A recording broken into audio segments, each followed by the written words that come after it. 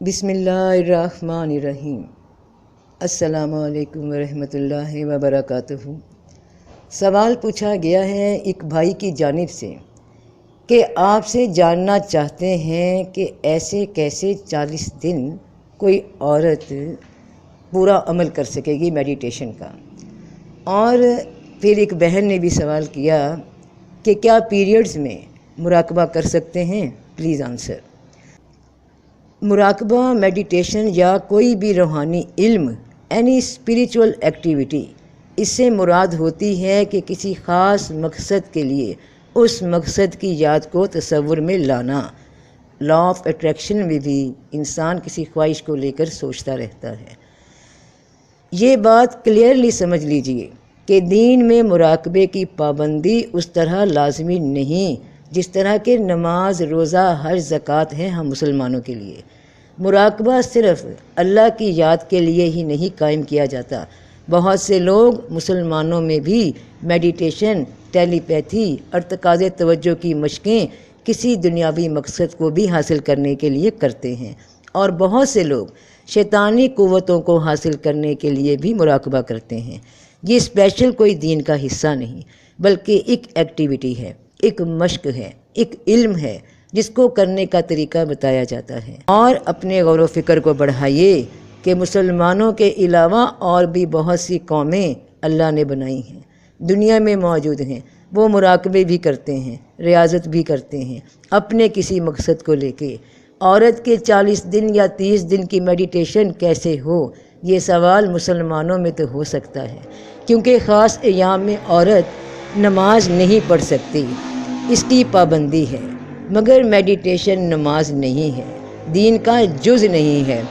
میرے سے میڈیٹیشن اور ٹیلی پیتھی سے متعلق سوال کرنے والے بہت سے ایسے لوگ ہیں جو غیر مسلم ہیں، اور وہ بہت محنت سے رولز کو فالو کرتے ہیں اور کامیاب ہو رہے ہیں، کیونکہ وہ سوال کم کرتے ہیں اور عمل زیادہ کرتے ہیں۔ جس بات کو کرنے کا ارادہ بنا لیتے ہیں تو اس پہ جان لڑا دیتے ہیں۔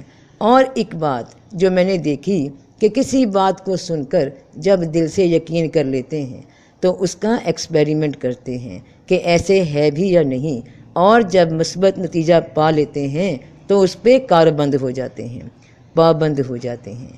یاد رکھنا کہ میڈیٹیشن اللہ کے ذکر کے لیے بھی کی جاتی ہے، ایک نفل عبادت کی طرح، مسلمانوں میں شوق کی طرح، لگن کی طرح۔ اور بہت سے لوگ شیطان کا بھی مراقبہ کرتے ہیں اس کی شیطانی قوتوں کو حاصل کرنے کے لیے۔ یہاں مرد و عورت کا سوال نہیں، یہاں سوال ہے کہ کون کس مقصد کے لیے کتنی محنت کر سکتا ہے۔ اور جہاں تک میری بات ہے، میں خود ایک خاتون ہوں، پابند ہوں کہ نماز ان ایام میں نہیں پڑھتی، مگر میں نے اپنی لائف میں کبھی اپنی اسپریچول ایکٹیویٹی نہیں روکی، اور نہ مجھے اس سے کوئی نقصان ہوا۔ میڈیٹیشن، ٹیلی پیتھی، یہ سب جن سے میرا تعلق رہا وہ علم ہیں اور سوشل لائف کا حصہ ہیں۔ بس اتنا یاد رکھیے کہ میڈیٹیشن صرف اسلام میں نہیں ہوتی۔ اسلام سے باہر جو بھی خواتین میڈیٹیشن پریکٹسز کرتی ہیں ان کے وہم و گمان میں بھی نہیں کہ کون سے ایام۔ اس لیے کسی بھی کام کی کوشش کے پیچھے مقصد کیا ہے اس کو سمجھنا چاہیے۔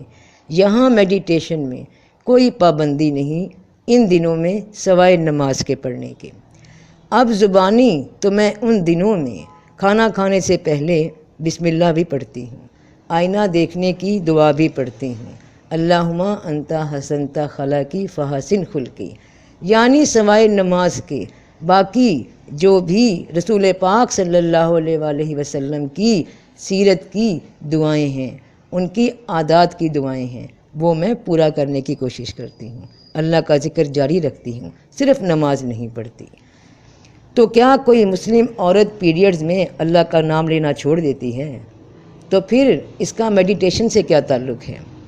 صرف نماز کی پابندی ہوگی، وہ بھی مسلمان کرتے ہیں، باقی مذہب کے نہیں کرتے، باقی روٹین سیم وہی رہتی ہے۔